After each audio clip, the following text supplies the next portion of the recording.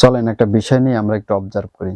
সেটা হলো আমাদের যে রিকোয়ারমেন্ট অর্থাৎ চাহিদা বা ওয়ান্টসটা সেটা কি একই জায়গায় স্টেবল থাকে নাকি সময়ের সাথে সাথেই পরিবর্তন হয়?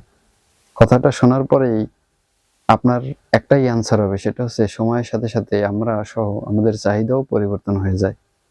তাহলে আমাদের কি করণীয় এবং কি করা উচিত না, অর্থাৎ আমরা ইমপ্লিমেন্টেশন কিভাবে করব এবং কোন জিনিসগুলো ইমপ্লিমেন্টেশন করব না, এটাকে আমরা কতটুকু নিজেদের অবজার্ভের ভিতরে আনতে পারি। তো আমরা কয়েকটা সেক্টরের অবজারভেশন থেকে এটাকে মডিফাই করার ট্রাই করব। তো ফার্স্ট অফ অল একটা বিষয় হচ্ছে, আপনি ধরেন কোনো জায়গায় জব করেন বা আমিই করি।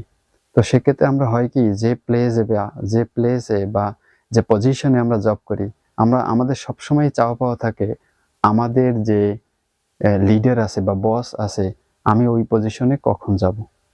তো যখনই ধরেন আপনার ওই পজিশনটা গেইন করা হয়ে যাবে, তখন আপনার রিকোয়ারমেন্ট চলে আসবে যে আমি অন্য যে উপরের চেয়ারগুলো আছে, লেভেলগুলো আছে, পজিশনগুলো আছে কবে গেইন করব। সেটাও গেইন করা হয়ে গেলে এরপরে আপনার রিকোয়ারমেন্ট চলে আসবে। আপনার রিকোয়ারমেন্ট এটাই চলে আসবে যে আপনি এই অর্গানাইজেশনের ওনার কবে হবেন।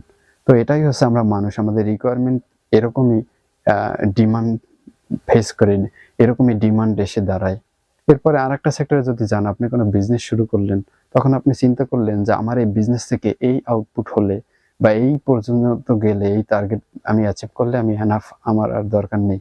বাট আপনি যখনই ওই টার্গেট পর্যন্ত চলে যাবেন, আপনার এই ভিশনকে গেইন করা হয়ে যাবে, তখন আপনার মাথায় চিন্তা আসবে যে আমি কিভাবে এর থেকেও টপ করব, আমি কিভাবে পজিশনে আসবো, নাম্বারিং লেভেলে আসবো। তো আপনার ওটা যখন হয়ে যাবে, তখন আপনার ডিমান্ড আবার চেঞ্জ হবে। এটাই হলো আমরা মানুষ, আমাদের ডিমান্ড এরকমই চেঞ্জ হতে থাকে।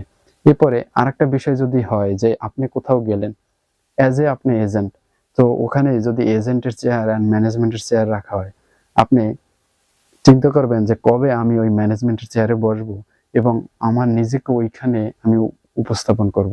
ওখানে গেলে আমাকে কেমন লাগবে। এটাই হচ্ছে আমাদের মানুষের ডিমান্ড এবং এটা চেঞ্জ হতে থাকে। সো এখানে করণীয় কি? এটাকে চেঞ্জ করা সম্ভব বা এটাকে কোনো ব্যারিয়ার আনা সম্ভব? তো এটা হয়তো আমরা স্পেসিফিক কোনো কথা দিয়ে বা কোনো কিছু দিয়ে বেরিয়ে আনতে পারবো না। কিন্তু আমরা যদি চিন্তা করি যে আমার ডিমান্ড কেমন, আমার রিকোয়ারমেন্ট কেমন, আমাদের রিকোয়ারমেন্ট কেমন, আমাদের কিভাবে কি চেঞ্জ হয়, এটা যদি আমরা বুঝতে পারি যে আমার রিকোয়ারমেন্ট কখন কি হয়, আমি কি চাই। যখন আমি নিজেকে অবজার্ভ করতে পারবো যে আমার চাহিদা কেমন হয়, আমি কখন চেঞ্জ